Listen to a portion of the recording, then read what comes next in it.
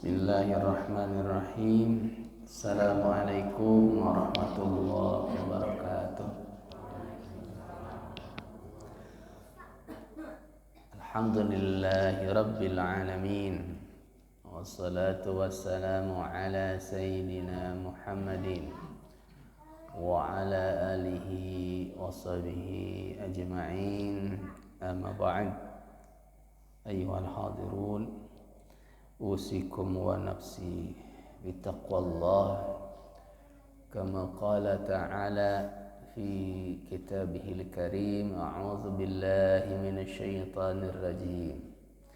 Ya ayyuhalladzina amanu taqullaha haqqa tuqatih wa la tamutunna illa wa antum muslimun. Wa qala an-nabiy sallallahu alaihi wasallam, ittaqillaha haitsu ma kunta wa atbi'is sayyi'atal hasanata tamhuha wa khaliqin nasa bi khuluqin hasanin. Sadaqallahul azim wa sadaqa rasuluhul karim wa nahnu ala dzalika minasy syahidin walhamdulillahi rabbil alamin. Alhamdulillah para jemaah, para bapak ibu yang dirahmati Allah Subhanahu wa taala, kita bisa berkumpul dalam majelis jihad juga ya di sini. Bukan ya, jihad ya. Oke. Ngaji Ahad yang mudah-mudahan ini menjadi wasilah kita mendapatkan ridho Allah Subhanahu wa taala. Mudah-mudahan majelis ini menjadi wasilah kita dicatatkan sebagai hamba-hamba yang mendapatkan memperoleh kebahagiaan di dunia dan akhirat. Amin ya Allah ya rabbal alamin. Para ibu bapak, pada kesempatan kali ini temanya tidak seperti biasa, seputar bantuan hidup dasar. Sepertosna teu aya hubunganna jeung Quran Bu ya, dengan hadis, tapi baiknya karena ini majelis pengajian kita awali dengan ayat Quran juga dengan hadis Rasulullah sallallahu alaihi wasallam yang mungkin sedikit banyak ada hubungannya dengan tema. Sedikit banyak ada hubungannya dengan tema. Bapak Ibu yang dirahmati Allah Subhanahu wa taala, di dalam surat Al-Maidah, ini Al-Maidah juz ke-6 ayat ke-32. Ini ayat setelah sebelumnya menyatakan atau menerangkan atau mengisahkan mengenai pembunuhan pertama manusia, yaitu dibunuhnya Habil oleh kakaknya yaitu Qabil. Setelah ayat pembunuhan itu Allah berfirman, a'udzu billahi minasyaitonir rajim. Min ajli dzalika katabna ala bani Israil annahu man qatala nafsan bighairi nafsin aw fasadin fil ard faka'annama qatalan nasa jami'a wa man ahyaha faka'annama ahyan nasa jami'a wa laqad ja'atuhum rusuluna bil bayyinati thumma inna katsiran minhum ba'da dzalika fil ardi lamusrifun. Kurang lebih artinya min ajli dzalik itu dari kejadian, dari sebab itu tadi pembunuhan manusia pertama. Katabna, kami catatkan ya, kami wajibkan ya, kami tetapkan ala bani Israil, atas bani Israil. Siapa Pak Bani Israil itu Pak? Yahudi. Israel itu siapa Pak Israel? Israel itu dalam surat Al-Baqarah itu awal-awal setelah menerangkan mengenai pengusiran Nabi Adam dan Siti Hawa dari surga. ayat keberapa itu? Langsung Allah berfirman, ya bani Israil azkuru ni'mati allati an'amtu alaikum wa ufi bi ahdikum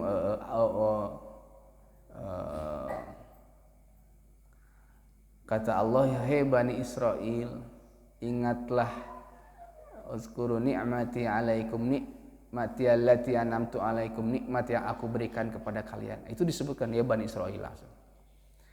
Di sana Imam Ibnu Katsir menjelaskan yang namanya Israil atau Israel. Itu sebetulnya Nabi Allah. Nabi Allah Yakub alaihissalam. Nabi Yakub. Beliau disebut Israil. Keturunannya dari Nabi Yakub itu disebut Bani Israil.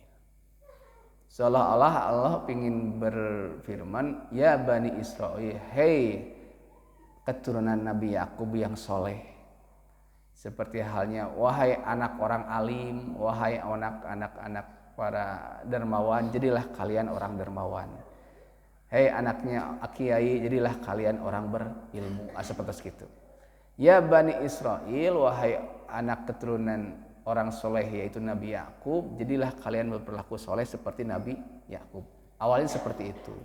Nah, cuman karena ternyata Bani Israil ini banyak penyimpangan, konotasinya jadi negatif belakangan hari. Malah disebut Israel itu ya tadi yang kita ketahui kaum yang dilaknat Allah Subhanahu wa taala. Tapi awalnya seperti itu. Bani Israil itu artinya keturunan dari Nabi Yakub alaihi salam. Ada dalilnya itu dari Nabi Muhammad sallallahu alaihi wasallam.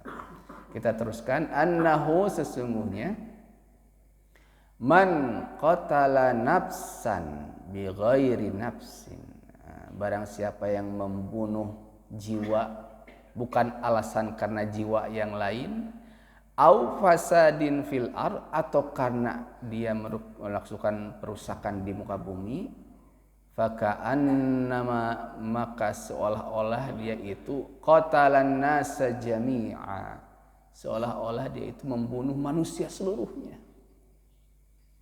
Sebaliknya, waman ahyaha, barang siapa yang menghidupkan satu manusia, artinya memberikan kehidupan, menjaga kehidupan, faka'annama, maka seolah-olah seperti halnya ahyan nasa jami'a, dia memberikan kehidupan bagi semua manusia. Walaqad ja'atuhum, dan sungguh telah datang kepada mereka rusuluna, rasul-rasul kami, bil bayyinati, dengan membawa penjelasan-penjelasan yang jelas ya. Summa inna katsiran minhum ba'da dzalik, kemudian sesungguhnya kebanyakan di antara mereka setelah itu fil ardi, di muka bumi, la musrifun, itu melampaui batas, yaitu Bani Israil. Yang kita ingin highlight di sini, Bu, barang siapa yang menghidupkan atau memberi kehidupan satu jiwa, seperti halnya memberi menghidupkan manusia seluruhnya. Artinya gini, artinya ternyata jiwa manusia itu sangat berharga. Jiwa manusia itu sangat berharga. Salah satu maqasidul syar'i, tujuan dari syariat Islam itu adalah hifdzun nafs, menjaga jiwa. Menjaga jiwa. Makanya kebalikannya, siapa yang menumpahkan darah, membunuh, itu sangat tercela. Nah, mudah-mudahan ayat ini menjadi sangat awal background dari kenapa kita butuh ada bantuan hidup dasar. Nah, kita membantu memberikan kehidupan, tanda kutip, menolong orang dalam keadaan yang perlu pertolongan segera. Seperti halnya Rasul bersabda apa? Khairun nas anfa'uhum linnas. Sebaik-baiknya manusia adalah yang bermanfaat bagi manusia lainnya. Nah, mudah-mudahan sedikit sharing yang bisa kami bagikan pada kesempatan ini bisa bermanfaat bagi kita semua. Backgroundnya seperti ini, Pak. Kita lihat dulu.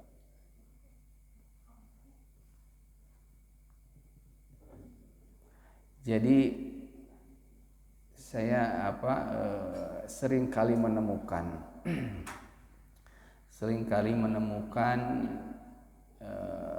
kejadian-kejadian yang sangat sebetulnya kita bisa memberikan pertolongan, tapi itu tidak diberikan.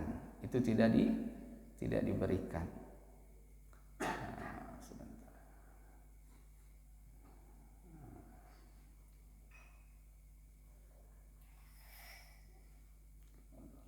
Ini saya lihat tayangan ini, mungkin Bapak ada yang pernah lihat.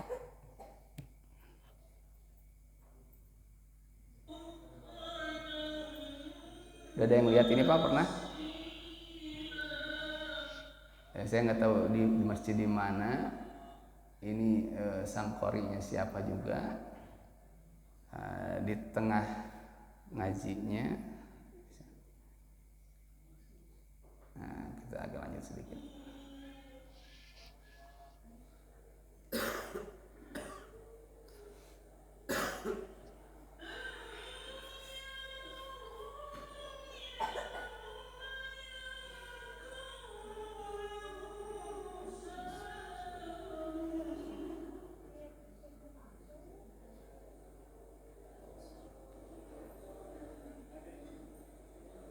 Masya Allah, ketika dalam beliau membaca qiraah bertilawah Quran, tiba-tiba beliau tidak sadar.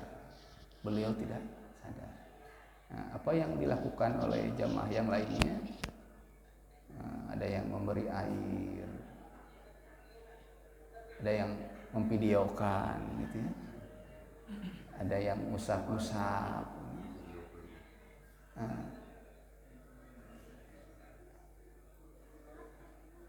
Dan tidak lama setelah ini beliau meninggal. Insya Allah ini husnul khotimah ya. Tapi kalau secara medis sebetulnya ini bisa diintervensi. Harusnya tidak boleh meninggal, harusnya. Kalau ada yang tahu. Karena sebelumnya dia ngaji biasa-biasa saja.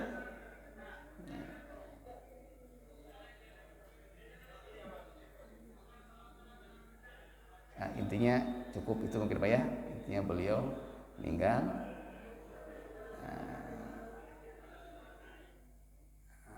Kita kembali ke sini.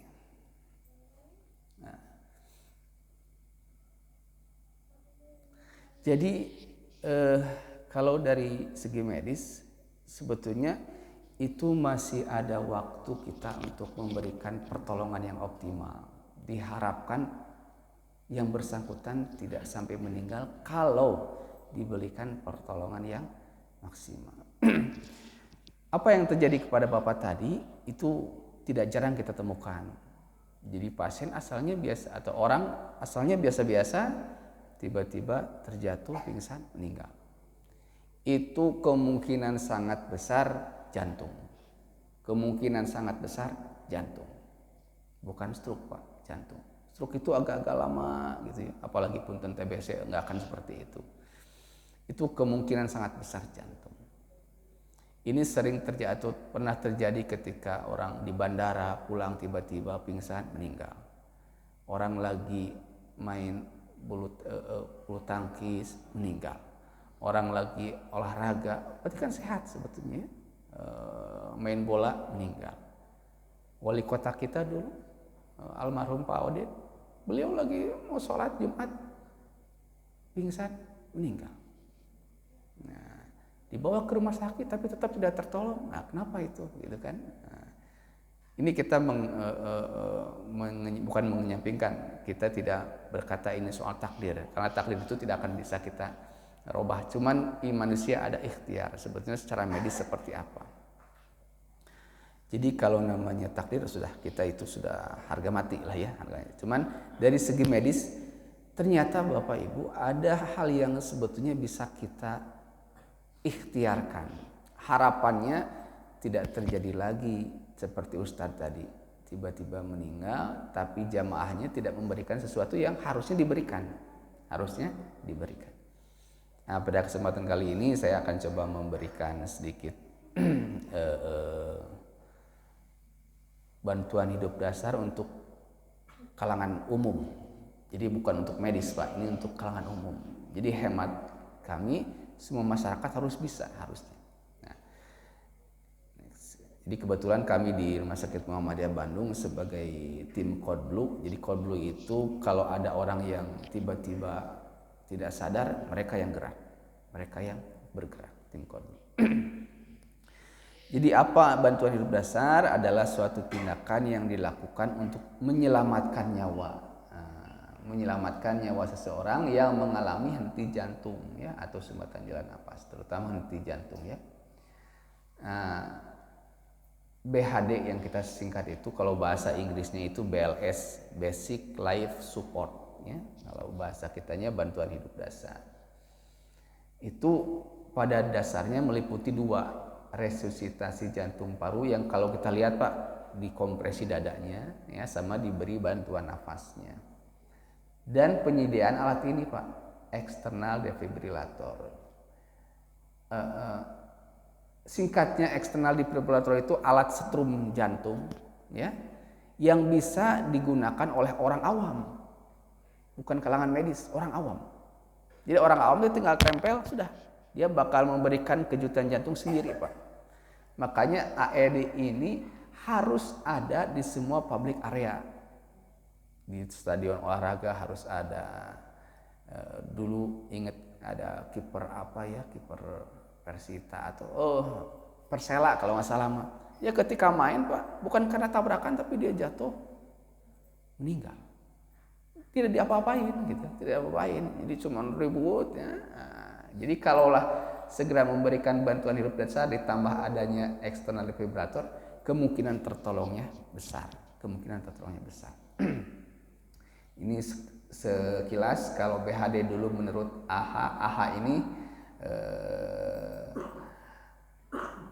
American Heart Association, jadi Persatuan Ahli Jantung Amerika. Dulu menggunakan metode pertolongannya itu ABC. ABC itu A-nya airway, B-nya itu breathing support, C-nya itu circulation. Jadi awalnya itu kita bantu napasnya dulu dengan, jadi kalau ada yang seperti ini posisinya seperti apa Pak? Apakah ditelungkupkan, apakah ditangkarakan, apakah dimiringkan? Nah itu ada nanti. Nah, jadi itu perubahan posisi tidurnya dulu, kemudian memberikan bantuan napas, baru pijat jantung. Tapi sekarang 2015 kebalik, pijat jantung duluan. Begitu kita menemukan pasien pingsan dengan dugaan henti jantung, maka yang utama itu bukan bantuan napas dulu, tapi jantungnya dikompa dulu. Nah itu sebetulnya, itu perubahan. Tapi sebetulnya kalaupun tetap ABC tidak terlalu signifikan katanya ya, mau ABC mau CAB boleh. Nah ini Pak, keterlambatan kita memberikan bantuan hidup dasar. Kalau terlambatnya baru 1 menit Pak, baru 1 menit, itu peluang berhasilnya itu 98% bisa ketolong. Di pasien ada tiba-tiba pingsan, kita 1 menit terlambatnya, kalau tidak terlambat lebih besar lagi gitu ya. Jadi kalau kita dengan segera memberikan bantuan itu 98% bisa tertolong. 3 menit Pak, 50%. 10 menit, ajaib, mukjizat bisa ketolong, 1 dari 100. Kalau 10 menit, 15 menit komo gitu ya. Dan seringnya yang ke emergency itu datangnya lebih dari 10 menit, seringnya. Kami pribadi pernah mendapatkan pasien ke emergency, pasien dikira sudah meninggal Pak. Sudah didorong, itu atas pupus, coba direkam jantung. Pas direkam jantung ternyata masih ada gambaran irama jantung yang tidak beraturan. Kita sudah tidak ada napas, cuma pas direkam jantung masih ada. Kita pasang alat kejut jantung, ada lagi, dia bertahan di ICU 4-5 hari, meninggal juga. Beliau lagi ngecet di daerah Sesko, katanya tiba-tiba pingsan. Bayangkan Pak, di Sesko pingsan, dari mulai yang menemukan siapa, nyari kendaraan, kemudian datang ke emergency, itu pasti lebih dari 10 menit. Peluang ketolongnya susah. Itu pun yang terjadi dengan wali kota kita dulu. Ketika beliau jatuh pingsan, nggak ada yang memberikan pertolongan. Padahal dekat ke rumah sakit, tapi karena jamaahnya tidak tahu caranya menangani, karena mengandalkan cepat-cepat bawa. Untuk cepat bawa itu butuh waktu. Yang dibutuhkan itu intervensi secepatnya. Begitu ada yang seperti ini, langsung turun tangan. Nah, jadi kalau udah lewat 10 menit itu 1%. Kemungkinan sembuhnya kemungkinan tertolongnya sangat kecil. Jadi penting BHD ini diketahui oleh masyarakat awam agar ikhtiar pertolongannya bisa lebih maksimal. Jadi jangan sibuk mencari kendaraan. Tapi gimana kita cara memberikan bantuan hidup dasar? Nah, di sini saya mau sedikit sharing. Nah, jadi henti jantung itu Pak bisa ada di pasar, kayak bisa pada tentara yang lagi latihan, atau di sepak bola, dimanapun bisa ada. Dan bukan kepada orang tua sepuh saja, orang masih muda banyak seperti itu, gitu ya. Nah, jadi henti jantung itu hilangnya fungsi jantung tiba-tiba, biasanya karena gangguan elektrik jantung, gangguan pompa jantung yang tidak efektif. Artinya jantungnya tiba-tiba berhenti aja, tiba-tiba berhenti. Yang notabene sebelumnya biasa-biasa aja. Nah, jadi kita ada ikhtiar kalau ini. Resusitasi jantung paru itu bantuan jantung, pijat jantung itu untuk membantu peredaran darahnya ngalir lagi Pak, ngalir lagi. Karena kita bayangkan kalau jantungnya tidak mau memompa berarti darahnya tidak mengalir. Nah, karena jantungnya berhenti, kita bantu dengan pijatan jantung. Nah, kemudian setelah itu paru-parunya, karena paru-paru butuh oksigen, kita bantu oksigennya. Nah, berapa lama kita pijat jantung, berapa kali kita memberikan bantuan napas, di sini nanti diterangkan. Nah, ini apa ya kalau saya, tapi ini buat medis ya. Ya, ini Adult Basic Life Support Algorithm. Ini algoritma pertolongan untuk penyedia layanan kesehatan. Kita skip aja ya.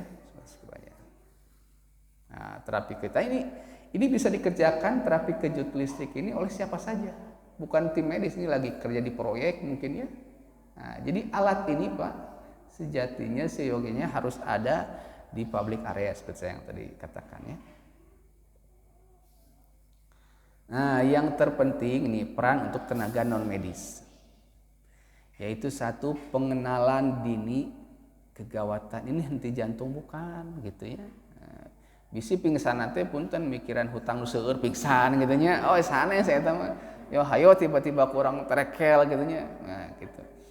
Nah, kemudian setelah kita mengetahui, kita bisa mengaktifasi emergency system. Jadi kalau di luar negeri kan ada 911 Pak ya, ada 911.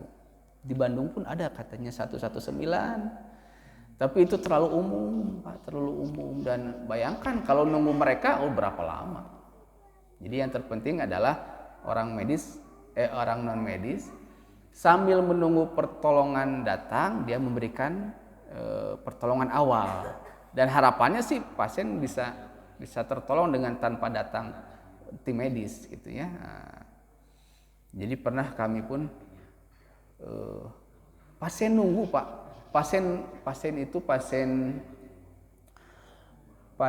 kanker payudara, pasien kanker atau tumor lah ya, dia lagi nunggu kontrol di poli rawat jalan, tiba-tiba tidak napas.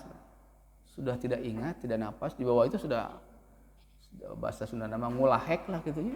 Napasnya terus tidak efektif. Tidak efektif. Tapi karena ketemunya cepat, bawa ke IGD, kita bantu napas lagi, siang-siangnya biasa lagi mau pulang. Padahal kalau didiamin itu bisa istilah kita bisa lewat gitu ya. Nah, tapi karena pertolongannya cepat itu bisa tertolong. Jadi peran tenaga medis pertama tadi pengenalan dini kegawatan henti jantung, kemudian mengaktifasi emergensi, ya kita bisa menghubungi 119 atau kita tolong siapin ini untuk ke emergensi gitu ya. Karena setahu kami di Bandung masih belum familiar Pak dari medis. Idealnya kita jangan bawa-bawa pasien, tapi orang medisnya datang ke pasiennya. Tetapi sebelum medis datang, orang awam memberikan bantuan selayaknya, secukupnya. Jangan sampai nunggu tuh, udah pasti lewat Pak. Tadi lebih dari 10 menit, kemungkinan tertolongnya sangat-sangat kecil. mukjizat lah kalau masih bisa ketolong mah ya. Terus yang ketiga adalah mereka bisa menggunakan AED. Dan AED ini sangat gampang Pak, cuma ditempel saja, kitanya diem. Alat itu menganalisa sendiri dan memberikan setruman sendiri Pak. Kita cuma nempelin, malah ada yang ngomong biasanya, singkirkan tangan Anda, misalkan. Lanjutkan RJP. Singkirkan tangan Anda. Kalau ternyata ini irama jantungnya tadi yang harus diberikan kejutan, dia bakal ngejut sendiri. Itu otomatis. Jadi ditempel gampang itu. Nah ini step-stepnya ya, step-stepnya kalau menemukan ini kalau IHCA itu in hospital ya. Kalau OIT di luar ya. Kalau di luar ya tadi ini yang bawah ya rantai pertolongan untuk dewasa di bawah yang di bawah ini yang untuk di luar hospital, di luar rumah sakit, yang atas di dalam rumah sakit. Jadi kalau yang di luar rumah sakit, yang pertama itu kita mencari bantuan dulu lewat 911 atau lewat 119 atau tolong hubungi emergency. Kemudian kita memberikan bantuan hidup dasar yang tanda tangan ditumpu itu ya. Kemudian kalau ada defibrillation kita berikan, barulah dikirim ke rumah sakit. Jadi jangan langsung kirim ke rumah sakit. Kalau langsung pasien dikirim ke rumah sakit, maka 1, 2, 3 rangkaian terputus sudah nggak akan ketolong biasanya. Jadi harusnya step-stepnya aktifkan emergency response, langsung berikan high quality CPR atau bantuan hidup dasar yang bagus gitu ya. Baru nanti sambil kita nunggu alat kejut jantung. Baru sudah stabil, baru bawa ke rumah sakit. Nah seringnya kita belum apa-apa langsung bawa ke rumah sakit. Dan itu butuh waktu yang lama. Makanya rata-rata tidak ketolong. Nah, bagaimana tadi para nanomedis kan mengenali kejadiannya seperti apa sih henti jantung itu? Pertama Pak, ya, biasanya dicek respon, misalkan ditepuk bahunya, Pak gitu, bangun. Kalau tidak respon tadi langsung minta bantuan untuk hubungi emergency ya, code blue kalau di rumah sakit, kalau di Bandung 119 tapi ya dicoba aja atau tidak tolong hubungi IGD mana gitu ya, atau ada dokter yang terdekat mah enggak gitu dulu boleh. Nah, selanjutnya kita bisa lihat Pak, ini yang penting cek pernapasan korban pasien ya, korban lah ya. Jadi dia bernapas atau tidak, Kalau orang dulu kadang suka pakai ini Pak, cermin gitu ya, tapi itu lama. Berapa lama kita menentukan dia napas atau tidak? Paling lama 10 detik Pak, paling lama. Kalau ragu-ragu dianggap aya. Kalau ragu-ragu dianggap tidak ada napas. Kemudian juga cek nadi Pak. Cek nadi itu Pak, Bapak bisa ngecek bisa di tangan ini ada jempol, Bapak lurusan di sini aja. Kalau di sini susah, boleh di sini. Di sini ada jakun Pak ya, di jakun. Boleh ke kiri, boleh ke kanan. Itu kurang lebih 2 jari, tekan aja di sini. Nah, ibu-ibu atau bapak bisa cek ada nadi kencang di sini. Ya. Nah, ada nadi kencang. Ada jakun tengah-tengah, geser ke kanan atau ke kiri, 2 jari. Nah, raba aja tekan gini. Nah, ini jelas kencang. Kalau teu aya bapak tiasa hirup aneh gitu nya. Nah, ini ada jelas. Nah, ketika kita tidak menemukan tadi pasien tidak bernapas, kemudian ini tidak ada nadinya. Kalau sekarang Pak yang paling kuat nadinya langsung. Teu aya nadi langsung pijat jantung. Karena kalau orang ada napas, nadi mungkin ada, pasti ada, cuman kecil. Tapi kalau nadi tidak ada, napas biasanya sudah tidak ada. Jadi pasien tadi seperti tadi sudah tidak napas, nadi pun tidak keraba. Cuman dilihat dari rekam jantung masih ada irama. Nah, kita coba kejut jantung. Nah, jadi yang pertama tadi Pak, cek nadi ya. Cek nadi tidak ada, apa yang kita kerjakan? Kita berarti ini menyatakan ini pasien pingsan dengan henti jantung. Minta tolong ya. Jadi kalau stepnya itu pastikan tempat kita menolong itu aman. Jangan sampai punten pasiennya itu pingsan di tengah jalan Pak. Kita nolong ada mobil, repot gitu ya. Jadi harus stepnya itu memastikan keamanan lokasi dulu. Keamanan lokasi. Terus yang kedua memastikan keamanan si penolong. Contoh misalkan urang kedah masiehan terang anu lain. Makanya tolong ada yang tidak sadar. Tong sendirian Pak. Mun sendirian bahaya. Ketika ada orang yang menemukan kita lagi majupnya jantung dan dia meninggal, bisi orang disalahkan. Gitu. Makanya pertama itu memastikan aman lokasinya dan aman si penolongnya. Minta tolong ada pasien yang tidak sadar atau ada orang tidak sadar. Nah, dikerumun lah 2-3 orang gitu ya. Nah, saling satu menelpon IGD atau menelpon 911 atau 119, yang dua menolong pasien ini. Apa yang pertama ditolong? Nah ini tadi ya. Memberikan kompresi dada atau pijat jantung. Kumaha cara mijatna? Nah ini Pak bisa dilihat. Tangan kiri di bawah, tangan kanan di atas. Dengan posisi saling bertumpu seperti ini. Nah, ditekan seperti itu Pak. Nah, di mana nekennya? Kalau kita lihat ada tulang dada Pak. Tulang dada, namanya tulang sternum ya, tulang sternum ya. Ujungnya ada tulang yang runcing di bawah, itu di atas tulang itu kurang lebih 3 jarian di atas itu. Di atas itu. Tengah-tengah aja, jangan di pinggir. Meskipun jantung itu di pinggir di kiri, tapi kita pijatnya di tengah-tengah. Ah, bisa potong lah, betul ya. Bayangkan kalau di kiri di tepat di jantung.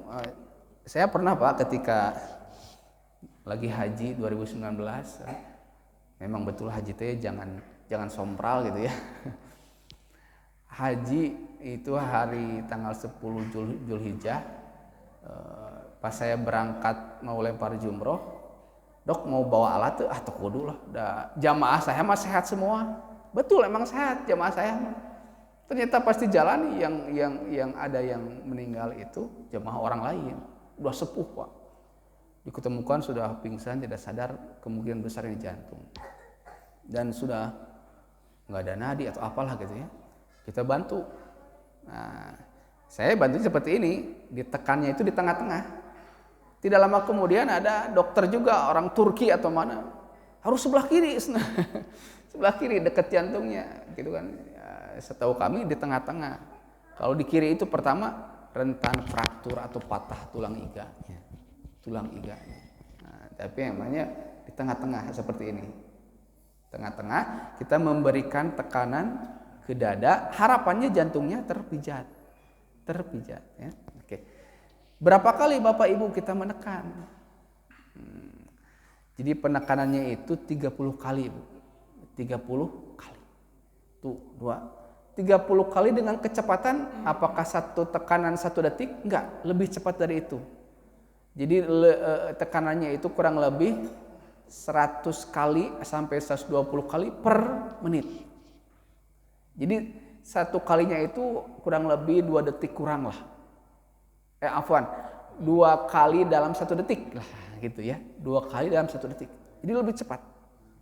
Jadi dalam 1 menit itu 100 kali kecepatannya itu kurang lebih. Jadi kecepatan pijatannya. Jadi jangan terlalu lama. 1, 2 itu berarti kan tiap 1 detik 1 kali. 1, 2, 3 dah gitu Pak. 2, 3, 4, 5, 6, 7. Nah, prinsipnya itu katanya push hard, push fast. Tekan dengan keras dan tekan dengan cepat. Cepatnya 100 kali per menit. Kerasnya atau sedalamnya seperti apa? Jadi dalamnya jangan lalaunan Pak. Kalau lalaunan nggak akan efek. Harus dalam. Sampai kurang lebih si tulang dadanya itu turun 5 sentian Pak. Kumaha lamun patah tulangna? Lebih baik patah tulang tapi nyawa kembali ketimbang tulangnya tidak patah tapi nyawanya lewat gitu. Nah, biasanya gitu. Tapi biasanya yang sudah meskipun kita keras sampai 5, tulangnya mah aman. Tulangnya mah aman. Jadi pernah kita seperti itu keras Pak. Tulang dari lawan bagus saja. Asal di tengah-tengah. Mun di sisi udah palaur. Gitu ya, di tengah-tengah. Jadi pijatannya itu 30 kali, beri napasnya itu 2 kali. 2 kali. Napas 1, 2, pijat lagi. 30 kali, napas 2 kali 1, 2. Berapa kali itu siklusnya? siklusnya itu 5 kali siklus Pak. 5 kali 30 pijatan dada, pijatan jantung, kemudian bantuan napas. Sampai kapan? Sampai bantuan datang. Dokter sama timnya datang. Atau sampai pasiennya sadar. Kalau pasien sadar sudah Pak. Tong sadar diteruskan gitu nya, entah gitu nya. Atau sampai atas misalkannya, diteruskan kagok ya 30 kali misalkannya. Kalau sudah sadar sudah. Alhamdulillah kalau sudah sadar ya. Nah ini ya kurang lebih seperti ini membuat anak. Nah, jadi harapannya ini tekan cepat itu minimal 100 kali per menit ya, tidak boleh tapi 120 kali ya terlalu banyak, dan kedalamannya itu 5 sentian. Perbandingan kompresi dengan bantuan napas 30 banding 2 ya. Nah Bapak Ibu, ini juga sangat-sangat penting Pak. Ketika pasien tidak sadar, kalau kita rada ragu-ragu untuk memberikan pijatan jantung ya, posisikan pasien itu telentang, kemudian kepalanya ditanggahkeun punya, namanya head tilt ya, danguakeun, daguna ditopang ieu Pak. Dengan ekstensi kepala, kemudian topang dagu, ini si jalan napasnya kebuka Pak. Jadi kalau dia gangguannya cuma napas saja, sok Bapak coba. Iya Pak, ini napasnya bakal rausen. Karena nggak kehalangan ku lidah. Pemikir lidahnya bakal turun, nutupan jalan napas. Tapi pemikir aman Pak. Emplong. Lidah itu tidak menghalangi jalan napas. Makanya kepalanya ditengadahkan. Nah ini kan tengadah kepala, angkat dagunya. Nah, ini sangat-sangat penting. Sangat penting. Jadi pamit aya pasien apisan sepisan kieukeun. Mudah-mudahan tiasa ngebantu kalau jantungnya masih bagus. Ya seperti tadi pasien yang tidak sadar di poli rawat jalan, tiba-tiba ngulahek gitu ya. Kita cuman bantuan gitu. Kemudian kita tepang dagu sedikit, bantu ada tabung oksigen, biasa lagi. Bayangkan kalau ini didiamkan terus-terusan, otak tidak kena oksigen, nah lama-kelamaan jantungnya kena ya repot gitu ya. Ini sangat-sangat penting. Ini memberikan bantuan napas. Kalau kita tidak bisa memberi bantuan napas, kumaha? Kompresi teras we. Pijat jantung teras. Ya. Kalau bisa ya pakai bantuan napas. Nah, tadi bantuan napas setelah 30 kali pijat jantung, bantu napas 2 kali Pak. Tiup 1, 2. Kumaha Ustaz ayeuna soal COVID nanya. Nah, karena masalah COVID dulu bantuan napas itu di-skip, dilewat. Atau kalau punya pakai alat kayak gini Pak. Nah, jadi ada alatnya. Jadi kita tidak langsung antara mulut pasien sama mulut si penolong, tapi pakai masker. Ada yang aman seperti itu. Nah, jadi intinya yang paling penting tadi ketika kita menemukan tauhid itu langsung berikan pijat jantung, langsung berikan. Nah, ketika pasien ternyata alhamdulillah tertolong misalkan ya, posisikan kieu Pak, upami tertolong, lihat gambar 1 ya. Tangan pasien itu di sebelah kanan dikeatasin, tangan kirinya itu kemudian dilepatkan gini Pak. Dilipatkan ke pipi sini ya. Kemudian dimiringkan ke kiri. Dimiringkan ke kiri dengan kakinya juga dilipat. Nah, posisinya seperti gini. Ketika dia sudah nafasnya bagus, nadinya ada. Jadi dia dimiringkan Pak. Dengan catatan dia sudah nafasnya bagus.